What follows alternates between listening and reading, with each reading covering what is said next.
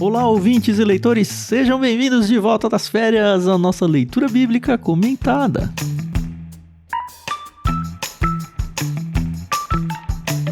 Eu sou o Thiago André Monteiro, vulgo Tan.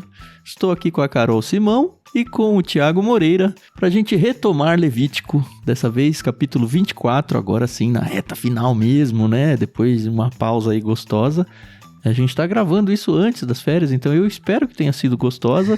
Eu espero, apesar da minha esperança não estar tão confiante assim, que eu esteja comemorando o Campeonato do Brasil na Copa, né? Quem sabe? O Hexa, não sei, hein? Queremos.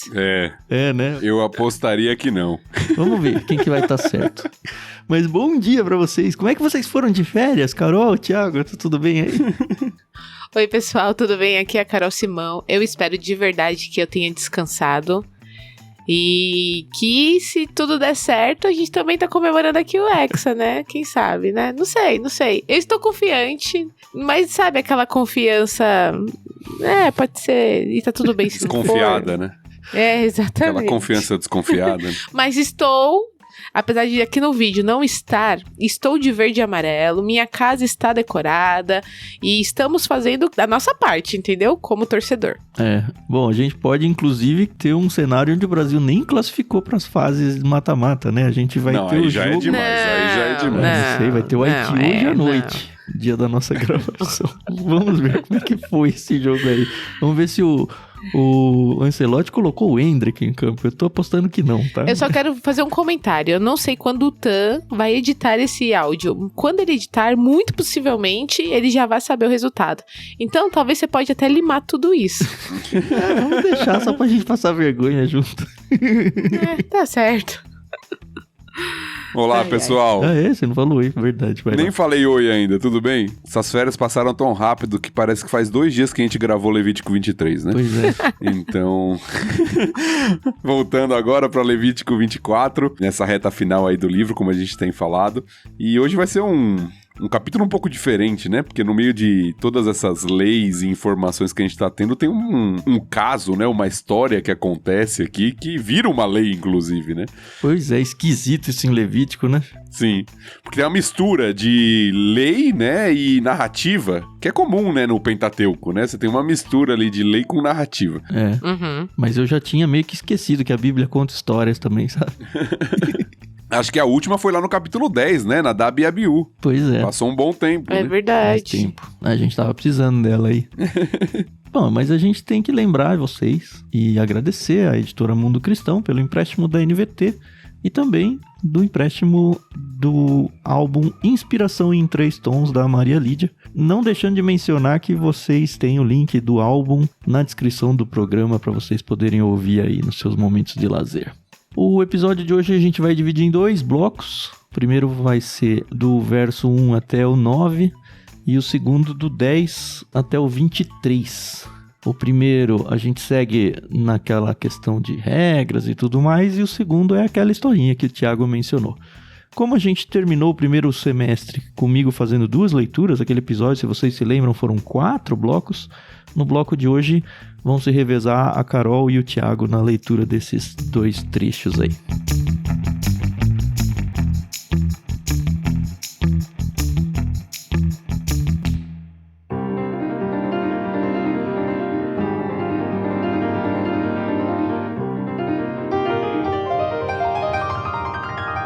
E acho que é a sua vez então, né, Carol? Isso aí. Capítulo 24, dos versos 1 até o 9. Bora lá, pessoal, então.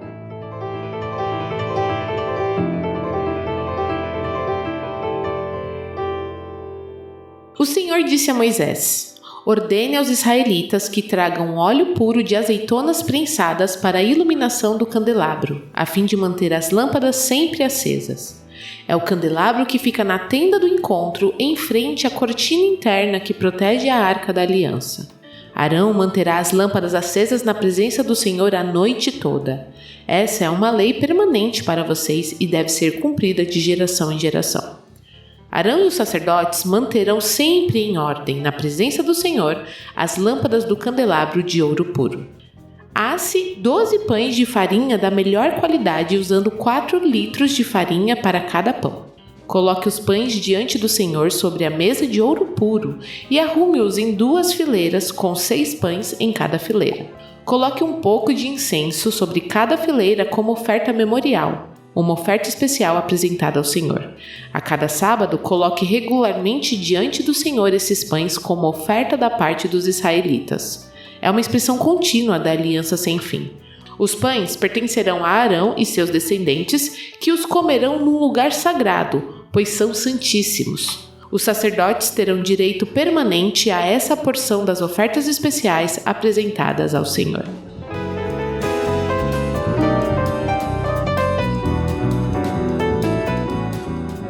Olha o Arão fazendo o turno da noite aí, hein? Pois é.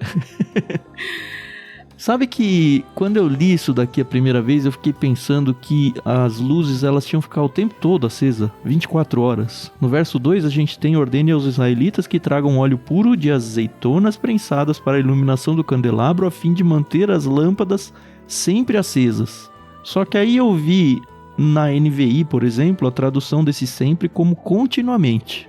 Que também já dá uma ideia de que é direto, né? Uhum. Mas aparentemente não, porque se a gente tem um primeiro indício aí, no meio do verso 3, Arão manterá as lâmpadas acesas na presença do Senhor a noite toda. E aí eu vi um comentarista levando a gente para 1 Samuel 3:3, que diz: a lâmpada de Deus ainda não havia se apagado, e Samuel dormia na casa do Senhor, onde estava a arca de Deus. Aí eu falei: é uma lâmpada que só funciona de noite ali, então. Não sei se vocês viram alguma coisa diferente disso, mas é só uma curiosidade. Rapaz, eu não vi, eu sempre tive a impressão de que era aceso o tempo inteiro. Pois é, então. Pra mim também. Eu fiquei na dúvida em Levítico, eu voltei pra, acho que Êxodo, e lá também não fica muito claro, mas essa de Samuel me quebrou, porque se tem um texto falando que ela ainda não havia se apagado, é porque ela se apaga. Não é? Pois é, verdade. E faz sentido, né, estar acesa durante a noite. Durante o dia não faz diferença, né? Uma lâmpada acesa, então, né? mas uma das festas de Israel não era porque ia acabar o azeite e aí esticou, aquela festa que foi no período intertestamentário? Tem uma festa de Israel que não está registrada na Bíblia, porque é fora do período de escrita da Bíblia. A festa da dedicação. Então. Que a gente até mencionou no final do episódio passado, que é o período entre os testamentos, sim. Exato. Que eles iam ficar sem azeite, e aí o azeite durou mais tempo. É pra acender essa lâmpada aqui, não é? Eu acho que lá já era a que eles chamam de Hanukkah. Mas eu acho que é parecido, que é aquele candelabro de 9 hastes. Uhum. Esse aqui é o Menorá, que é o de 7 hastes. Isso. Tem 2, então. Tem. Por isso que eu sempre falo, mas são 7 ou são 9? São 2, são 2. Cara, por que eu tenho essa dúvida? Porque tem 2, ok.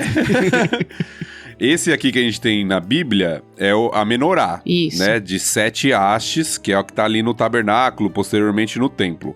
Essa da festa da dedicação, que a gente até tirou foto no monumento lá quando a gente foi, tá? Não sei se você lembra, é o de 9 hastes. Eu não sei se eu já avisei a Carol que a gente já foi pra Israel. Que é o dessa festa da dedicação, que é a Hanukkah. Uhum. Entendi.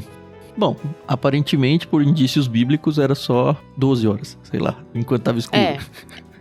Do entardecer ao amanhecer, né? Uhum.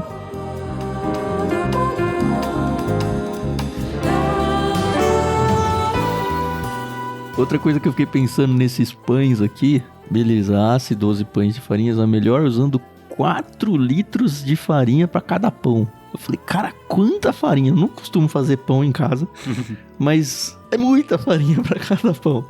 Realmente. E aí eu vi alguns caras aí falando que, olha, esse pão ou ele era muito grande, ou, e aí eu gostei da informação também, a palavra que normalmente se usa aí para litro, que é o efa, né, não está. E aí tem alguns manuscritos que de fato não tá lá a palavra efa. Isso significa que pode ser um indício de que fosse uma outra unidade de medida, que não a mais tradicional.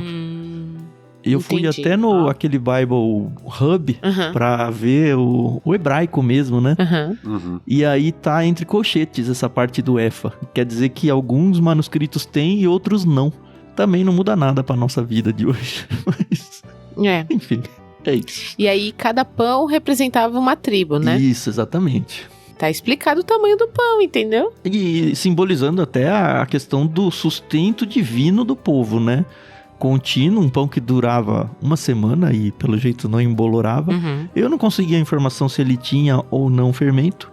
O texto mesmo não diz. Eu quero crer que tem, mas eu não tenho certeza. O texto não diz nada, provavelmente tenha.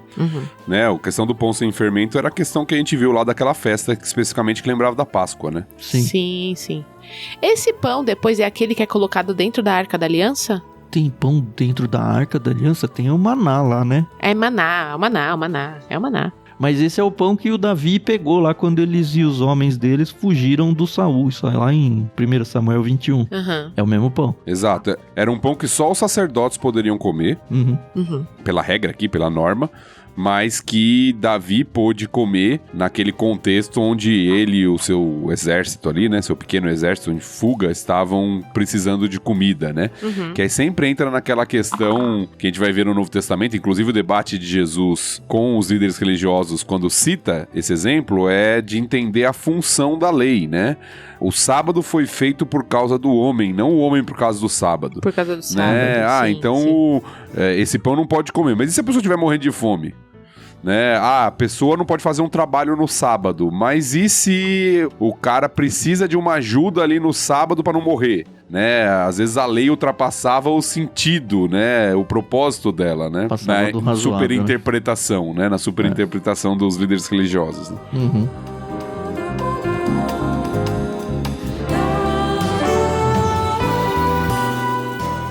Bom, o fato é que nesse trecho a gente continua vendo em Levítico essa preocupação de Deus com a santidade das coisas, né? Com não só a santidade, mas o significado, sabe, de cada uma delas, que eu digo que cada uma delas carregava, né? A questão de, sei lá, você tem um pão representando cada tribo diante de Deus, né? Que, Deus sustenta esse povo como um todo. Olha, você tem um ritual de santidade a ser seguido. Olha, você tem que se preocupar com a questão de nunca faltar luz no templo. E nem era uma região que as pessoas passavam ali, né, na frente da cortina ali, é praticamente os sacerdotes ali que oficiam ali. Não é um lugar que precisa ser iluminado para as pessoas não tropeçar, é isso que eu tô querendo dizer. É um outro sentido a coisa e Deus levando isso muito a sério. Até a questão do incenso, por exemplo. E talvez você tenda a entender que esse incenso está misturado no pão, o que é meio esquisito, pensando no incenso de hoje em dia. Mas não, pelo que eu vi também é só questão aromática. Ele estava meio quitulado ali em volta do pão para representar coisas litúrgicas e santas ali do relacionamento do homem com Deus. Muitos colocam essa questão da lâmpada acesa continuamente ali para falar tanto da presença de Deus quanto do serviço ao Senhor como algo contínuo. Isso. Né? Mesmo durante a noite, a lâmpada ali está acesa, né? Do sacerdócio, que simboliza ali a presença de Deus no tabernáculo. Então, eu acho que era um lembrete também visível, né? Para a comunidade, lembrando que esse tabernáculo ele ficava no meio do povo de Israel, né, acampado ali no meio, então você tinha algo ali que simbolizava a presença contínua de Deus e do sacerdócio, do serviço ao Senhor ali durante toda a noite ali, né. Esse trecho do tabernáculo não era coberto, né, com teto assim, né, com uma coisa... Era só o Santo dos Santos que era fechado, né? Não, eu acho que essa parte era fechada. Essa parte é o lugar santo. O que não ficava fechado era a parte de fora, né? O pátio. Tá. Né? Nessa parte aqui do lugar santo ficava o altar de incenso, o candelabro, né? Que a gente tá lendo aqui, a menorá, e essa mesa com os pães. À frente disso tinha o Santo dos Santos com a arca. E do lado de fora ficava ali aquele outro altar onde eram feitas as ofertas, né? Que era o altar do sacrifício aberto, de animais, né? E tal. Esse era aberto. Tá. O templo nessa época, eu sei que não tem nada a ver com o texto, mas agora me surgiu essa dúvida. O templo nessa época, ele não era um lugar onde as pessoas se juntavam pra celebrar... Como é que eu vou explicar isso? Tipo, o culto ao Senhor. Nessa época, exatamente, nem templo era ainda, né? O tabernáculo que eles estão no deserto. O tabernáculo. Mas mesmo depois, quando eles chegam e constroem o templo, eles se juntavam ali para culto, mas acho que muito mais na área externa, né? A parte interna ali, nem tô falando Santos dos Santos, é só acesso dos sacerdotes para essa questão de ofício das coisas sagradas ali, sacerdote e Deus. apesar de eu não lembrar uma descrição detalhada disso, é muito provável, Carol, até por causa do símbolo da presença de Deus, que as reuniões no sábado, como a gente viu, né, as reuniões sagradas, eram ao redor do tabernáculo mesmo. Sim. O povo se reunia ali para celebrar, para adorar. Uhum.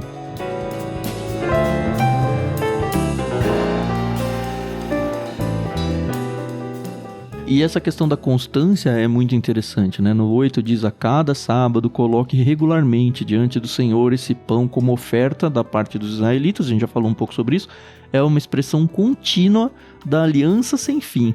E não só essa continuidade, mas a questão de ordem, sabe?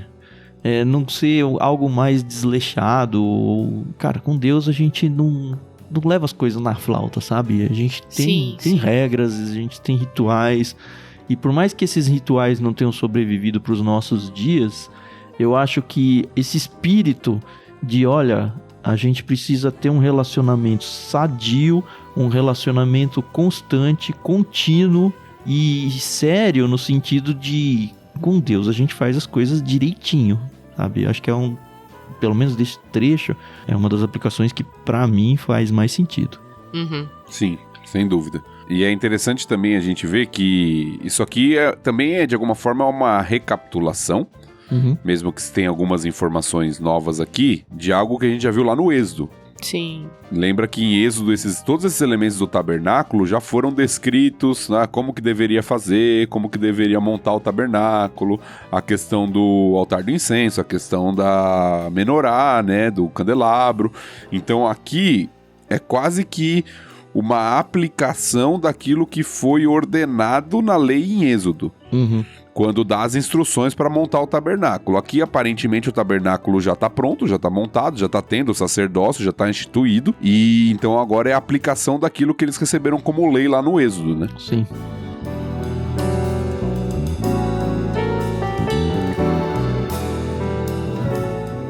E antes da gente virar, é muito legal ver como Deus envolve o povo como um todo nessa adoração a dele, né? No verso 2, ordene aos israelitas, ou seja, a todo mundo, né?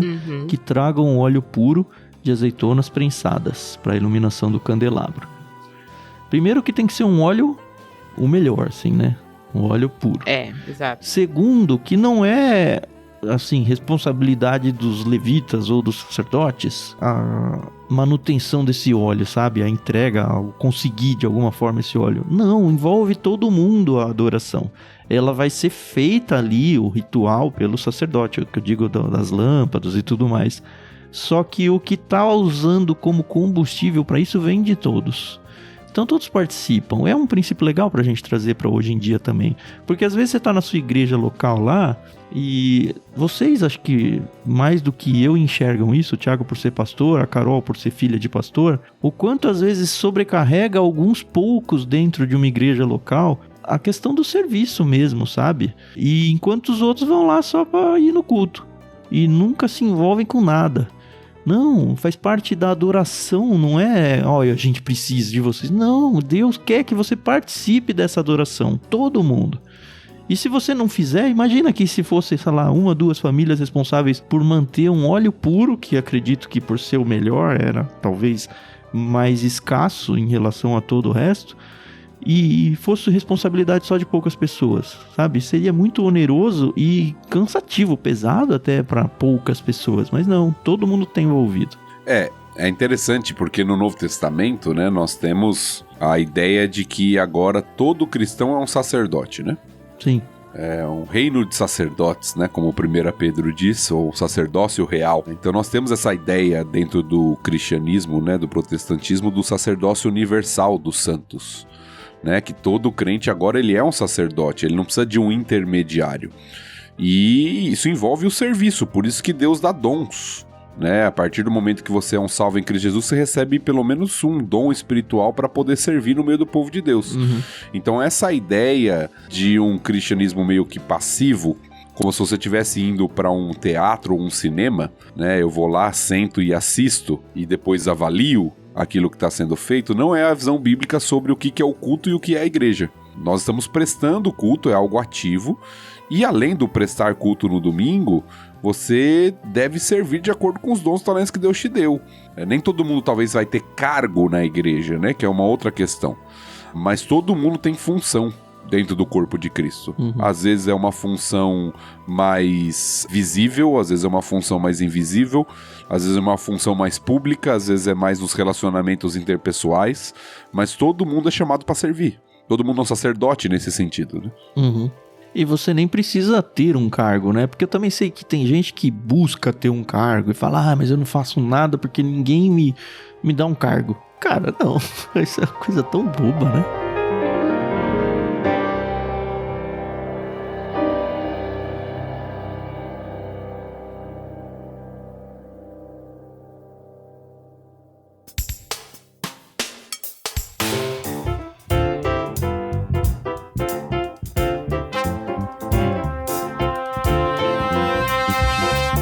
Fechou. Bloco 2, então. Vamos ouvir a historinha narrativa. Sua vez, Thiago. Vamos lá. Verso 10 em diante, então, diz assim.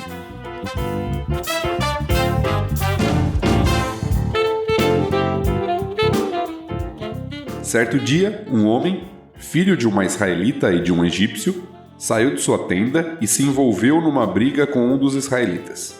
Durante a briga, o filho da israelita blasfemou o nome com uma maldição. Por isso, foi levado a Moisés para ser julgado. A mãe dele se chamava Selomite, filha de Dibri, da tribo de Dan. O homem foi mantido preso até ficar clara a vontade do Senhor a respeito de sua situação. Então o Senhor disse a Moisés: leve o blasfemador para fora do acampamento e diga a todos que ouviram a maldição que coloquem as mãos sobre a cabeça dele. Depois a comunidade toda o executará por apedrejamento. Diga ao povo de Israel: quem amaldiçoar o seu Deus será castigado por causa do seu pecado. Quem blasfemar o nome do Senhor será morto por apedrejamento por toda a comunidade de Israel. Qualquer israelita de nascimento ou estrangeiro entre vocês que blasfemar o nome será morto. Quem tirar a vida de outra pessoa será morto. Quem matar um animal pertencente a outra pessoa a indenizará com um animal vivo.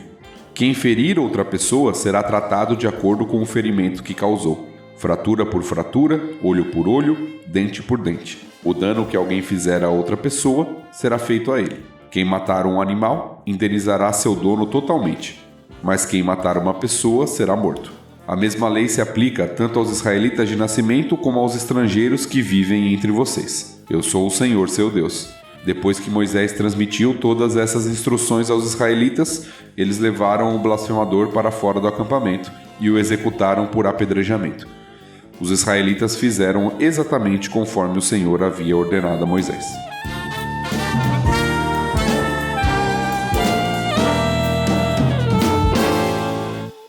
Eita!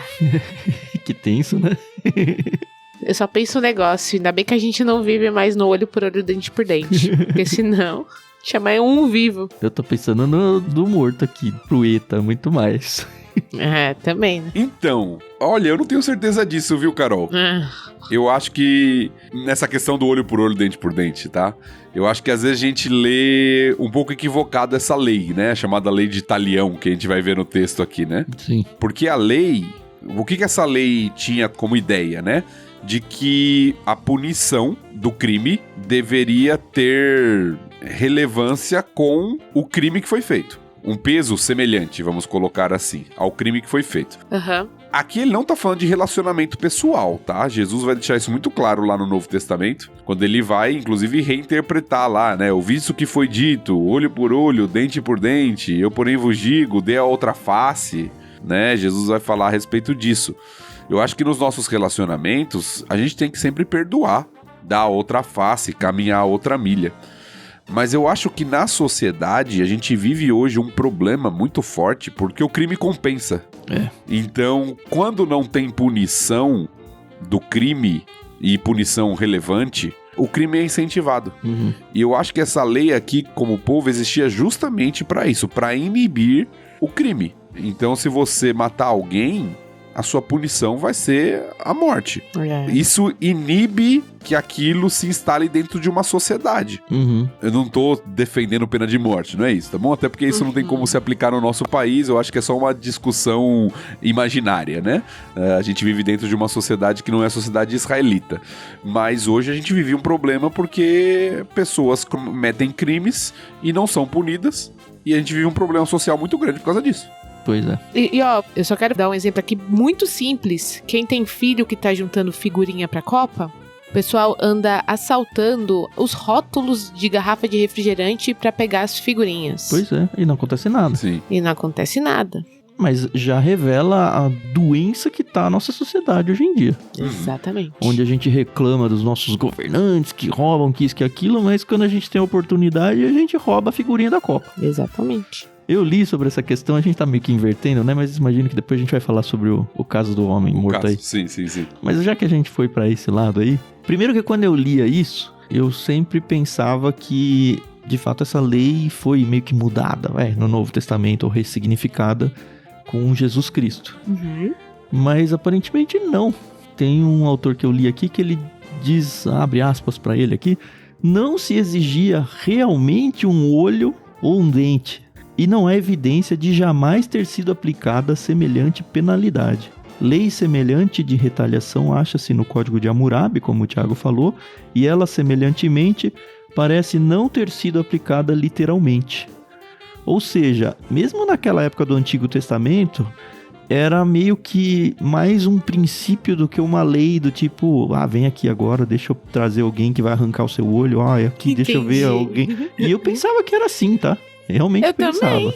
E uma outra coisa, essa eu já sabia, né? Mas li de novo. Só complementando, Tanto, se você falar outra coisa, porque eu li algo muito parecido e eu também não tinha percebido isso ainda. É interessante a gente notar isso. Parece que olho por olho, dente por dente era uma expressão, como a gente usa hoje em dia, né? A gente usa essa expressão, inclusive, né? Outro autor, complementando o que o Tan falou, disse assim: parece provável que a expressão olho por olho tenha sido somente uma fórmula. Na maioria dos casos em Israel, ela não era aplicada literalmente. Ela indicava a necessidade de fazer uma compensação apropriada à perda sofrida. Assim, se um escravo perdia um olho, ele recebia sua liberdade. Êxodo 21:26. Sim. Certo. O homem que matava um boi precisava pagar o suficiente ao seu dono para que ele comprasse outro. Ou seja, não necessariamente ele tinha que dar um boi no lugar de um boi ou um olho no lugar do olho, mas tinha que fazer uma recompensa, uma compensação, melhor dizendo, equivalente. Sim. Não poderia ficar elas por elas. Aí ele diz assim, somente no caso de homicídio premeditado, essa compensação era proibida. Que aí era de fato vida por vida. Uhum. Isso já vem sendo dito da Bíblia desde o início, né? Uhum. Se a gente for olhar o Caim, por exemplo, ele já ficou com medo de, já tirei a vida do meu irmão, alguém vai tirar a minha, sabe? Uhum. Já tava meio que escrito na essência do ser humano, essa verdade. Enfim, voltando. Outra coisa, e essa eu já sabia, essa ideia era pra que a vingança ela não fosse maior do que o ato também. Uhum. Então, olho por olho, dente por dente, naquela ideia de vou tirar um igual, sabe? A ideia é não deixar que a coisa se escale. Níveis, você me deu um tapa, eu te dou um tiro, sabe? Não é isso. É igual a coisa, não é a mais. Uhum. Porque senão você toma espaço pra vinganças aí. E não é isso que a gente vê. Exato. Era isso que eu ia falar. A lei não é uma lei de vingança. Isso é muito importante. Até por isso Jesus, lá no Novo Testamento, vai falar assim, se alguém te fere a face, você dá a outra. Não é uma questão de vingança pessoal, é uma questão de justiça. Numa sociedade que está sendo orientada ali, né? Tá tendo sua legislação para conter o crime e a maldade. Então não é que eu tinha, se alguém fez algo assim, eu tenho o direito de ir lá e me vingar dele e fazer o que eu quero. Não era uma lei de vingança, pessoal. Era uma lei de estabelecer justiça dentro de uma sociedade e tinha os meios legais, inclusive, para que os julgamentos fossem feitos. Sim. A gente vai ver um caso aqui agora, né?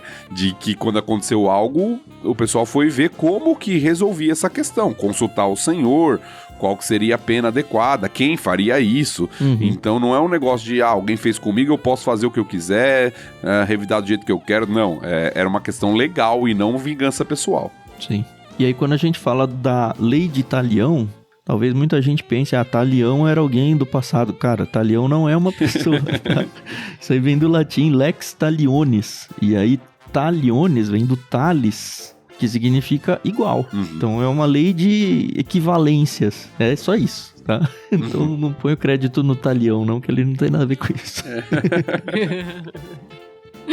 Eu falo porque eu achava que o Talião era um cara, tá? Sei lá, um jurista do passado, sei lá.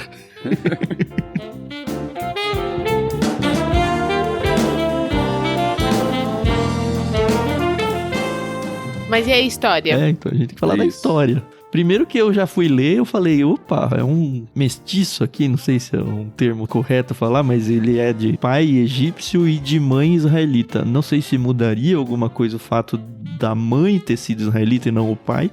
Acredito que não. Mas pode parecer estranho? Não é estranho, eles estão vindo do Egito, né? Estão no deserto e muitos egípcios vieram juntos. Então era um casal de um egípcio com uma israelita. Acho que muito natural no contexto que eles estavam vivendo. Sim. O que não era natural, e eu não vou dizer que não fosse a briga, tá? Porque a gente vê o próprio Moisés brigando, saindo do Egito lá, né? Mas a questão maior não foi a briga em si, mas foi a blasfêmia do nome. E aí, se você vai para os estudos, você descobre que até a escrita desse o nome traz um peso de cuidado, assim, sabe? De, eu não posso falar um nome, sabe? Um respeito. Eu achei legal essa parte aí. E como o Thiago falou, a galera lá não sabia o que fazer com isso. Foi preso, né? Eu vi até um cara falando, não tinha prisão em Israel, o Thiago já falou nos episódios passados. Provavelmente ele foi deixado numa cisterna ou qualquer coisa assim, enquanto, ó, vamos ver o que acontece aqui e o que a gente tem que fazer a respeito. Sim. Duas coisas dentro do que o Tan falou, né? Primeiro, a gente tem uma impressão errada, às vezes, quando a gente olha pro povo de Israel, de que era só israelita de nascimento ali, né?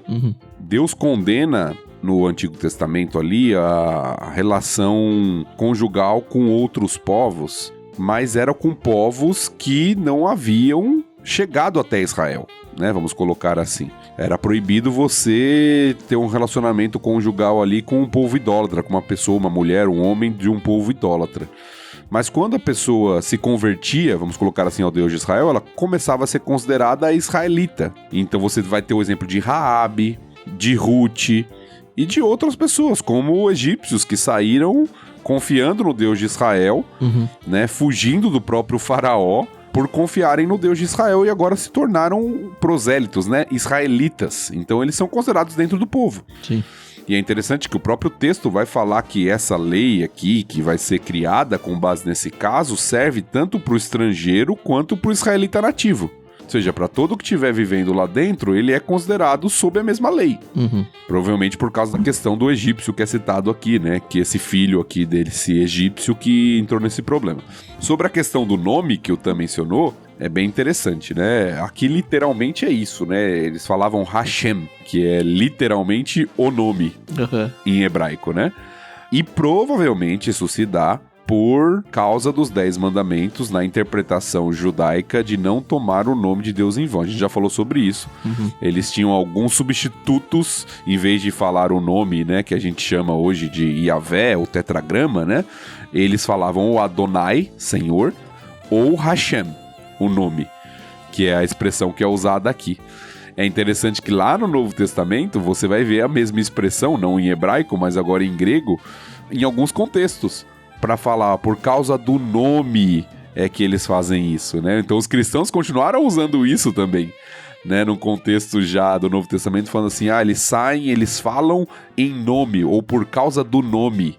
E muitas vezes também o nome de Jesus. E tem muita questão de temor envolvido aí, né? Temor, reverência, Sim. Tudo isso. Sim.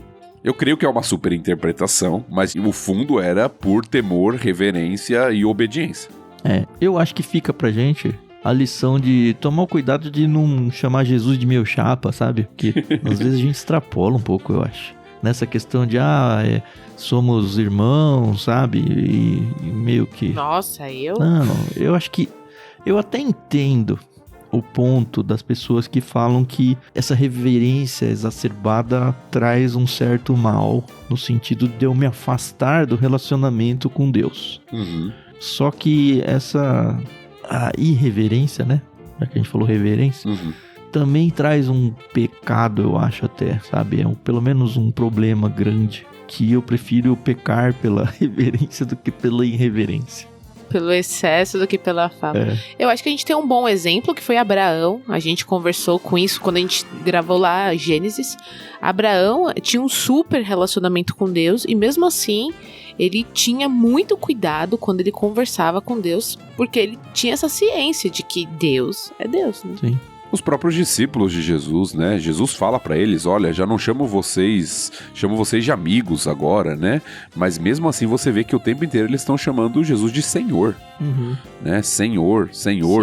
nos próprios escritos posteriores, né? As cartas, servo do Senhor Jesus Cristo. Até os irmãos dele, né? Tiago e Judas se apresentam nas cartas como servos do Senhor Jesus Cristo, mesmo sendo irmãos de sangue, né? Então tem toda uma reverência que tem a ver com a pessoa, com quem é, né? Com quem o Senhor é.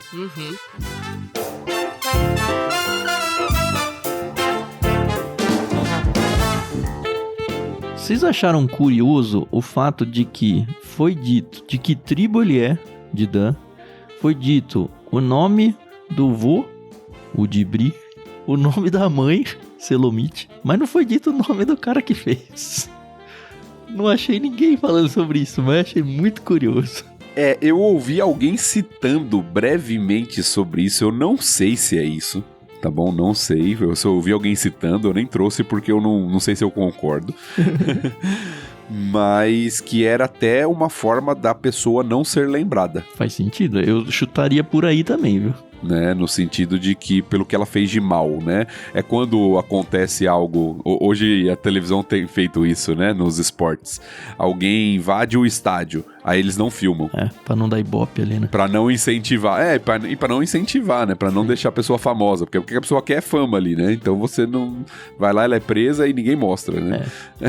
Eu acho que esse cara foi tomado como exemplo. Sim. Aqueles momentos bíblicos onde parece que Deus foi tão severo nesse ponto, cara, não, agora eu preciso mostrar como é que é. E ele foi só o da vez, nesse caso aí, né? É, que nem Nadab e Abiú. Essas narrativas, eu creio também que elas são exemplares, né? Como Nadab e Abiú, como lá no Novo Testamento, Ananias e Safira, né? Da seriedade de que deveria levar. Alguém tá blasfemando contra o Senhor. Então, o que acontece quando alguém blasfema contra o Senhor? É isso aí. É isso aqui. Essa é a chamada lei casuística, né? Que a gente já viu. É aquela lei de um caso. Se alguém fizer isso, e aqui parece uma lei que tá surgindo, né? Acontece tal coisa. E agora, o que a gente faz? O próprio Moisés, às vezes a gente tem uma imagem de Moisés como se ele soubesse tudo, né? O próprio Moisés não sabe exatamente. Ele vai lá consultar o Senhor. Prende o homem aí, vamos ver o que Deus vai falar. Ele fala, né? Sim. E é interessante porque Deus não vai lá e abre o chão e o cara é engolido pela terra. Ele envolve a sociedade para punição. Muito didático até, essa questão de, olha, vocês vêm aqui, vocês põem a mão sobre a cabeça dele, igualzinho a oferta dos bodes lá do pecado no dia da expiação, sabe? Põe a mão no bode, a responsabilidade não é nossa do que eu tô fazendo, a responsabilidade é sua, nós, assim, símbolo de transferência, de culpa, de pecado ali, e... Cara, será que as pessoas que apedrejaram ele não conheciam ele, não eram amigos, não eram familiares? A gente não tem como dizer que não. Eu chutaria até que alguns eram. Sim. E não importa, Deus é mais importante, a vontade de Deus é mais importante. Sim. Não é à toa que aparece aqui, eu sou o Senhor, seu Deus, várias vezes, né? A gente já viu isso tantas e tantas vezes nos últimos capítulos. Lembrando que aqueles que colocam a mão foram os testemunhas. É importante. Inclusive, tem outros textos bíblicos que falam que para você condenar alguém à morte, não pode ser só uma testemunha. Exato. E aqui o texto dá bem claro que é mais de um, né? Isso, aqueles que ouviram ele blasfemando são aqueles que são as testemunhas, colocam a mão sobre a cabeça dele, e aí toda a comunidade de Israel, a gente não sabe como isso se deu, provavelmente não é todo o povo, é muita gente, mas certamente representantes de todas as tribos, inclusive da tribo dele, estão lá envolvidos no apedrejamento. Pena de morte. Exatamente. Mas que mostra a seriedade, como poucas questões envolviam pena de morte na lei israelita. Geralmente elas estavam relacionadas ou à vida tirada, ou a uma relação muito distorcida. No caso aqui com o próprio Deus, o amaldiçoar Deus, né? Ou às vezes pai e mãe, como a gente já viu. a maldição de pai e mãe, mas para mostrar a seriedade da questão, que alguém não pode amaldiçoar o Deus de Israel, né? Já pensou se valesse hoje isso? O quanto que a sociedade também não tá corrompida porque abriu mão de todos esses valores que você mencionou aí também, né, Thiago?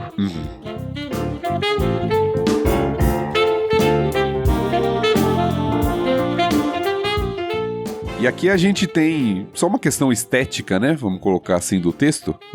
Do 16 ao 22, que é o que conta a questão da lei do talião, que a gente já mencionou, a gente acabou invertendo na nossa conversa, né? Nós temos uma estrutura de quiasmo. Ah, aqui também, Aparentemente, pelo que um autor aqui nos mostrou, e parece fazer bastante sentido, porque, no 16, ele começa falando assim, né? Quem blasfemar o nome do Senhor será morto e apedrejado. Qualquer israelita de nascimento ou estrangeiro entre vocês que blasfemar o nome será morto. Aí lá no 22, a mesma lei se aplica tanto aos israelitas de nascimento como aos estrangeiros. Você vê que o tema se repete, né? Serve tanto para israelita como para estrangeiro. Certo. Aí no 17 fala sobre tirar a vida do homem. Quem tirar a vida de outra pessoa será morto. No 21, quem matar uma pessoa, finalzinho do 21, né? Quem matar uma pessoa será morto. Aí no 18, quem matar um animal indenizará com um animal vivo. Sim. Aí no comecinho do 21, quem matar um animal indenizará seu dono totalmente. Aí o 19, quem ferir outra pessoa será tratado de acordo com o ferimento que causou. Aí o 20 vai especificar, fratura por fratura, olho por olho, dente por dente, o dano que fizer a outra pessoa será feito a ele. Então parece que é uma questão que vai e volta, né? Começa falando que serve pra todos, estrangeiro e natural. Que legal. Aí homicídio, animal e o dano equivalente àquilo que foi sofrido, né? Que legal. Muito bom. Isso aparece muitas vezes, é uma forma judaica, hora, né, hebraica de escrever pra reforçar, né? E a gente passa a batida e não vê. É muito louco. Exato.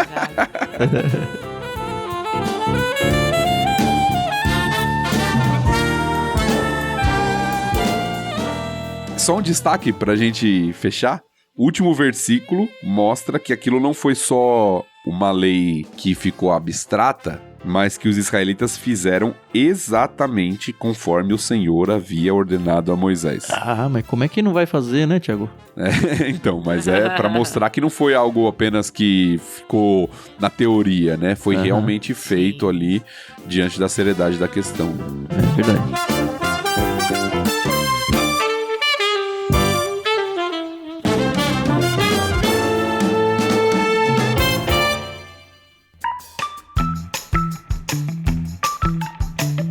É isso então, capítulo 24 entregue aí pra vocês. Tamo no finzinho, tamo. Tá chegando.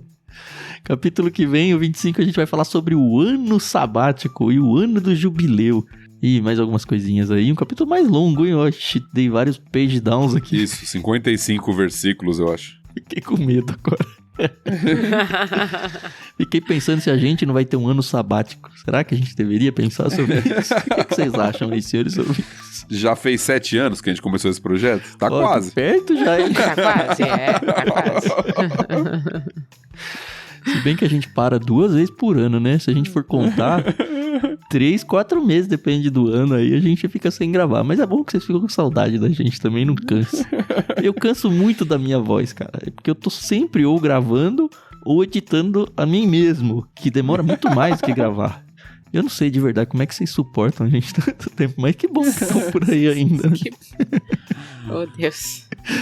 Beleza, então, hoje o Discord tava mais cheio, algumas pessoas já até foram embora, mas é muito bom ver que o pessoal se envolve, mesmo a gente avisando super em cima da hora o dia da gravação. Espero que Deus abençoe a vida de vocês, e se você não sabe do que eu tô falando, provavelmente é o primeiro episódio seu aqui, né? Porque eu falo toda vez. Mas a gente tem uma comunidade de leituras coletivas, onde a gente também faz a transmissão ao vivo das gravações do LBC, e você pode acompanhar, ir comentando, assistir a gente em vídeo por ali também. E para fazer parte de graça é só acessar bit.ly/leitura coletiva. E eu queria lembrar vocês também que é responsabilidade, sim, de vocês financeiramente manter esse projeto vivo. Saiba mais aí no próprio site do Ictus, tem os links na descrição do programa de como você pode se envolver com isso, tá? E fica o lembrete agora que vocês voltaram das férias junto com a gente de voltar a orar por nós. Isso se vocês pararam de orar por nós, espero que não, né? Mas é isso. Semana que vem a gente volta então. Tchau, tchau.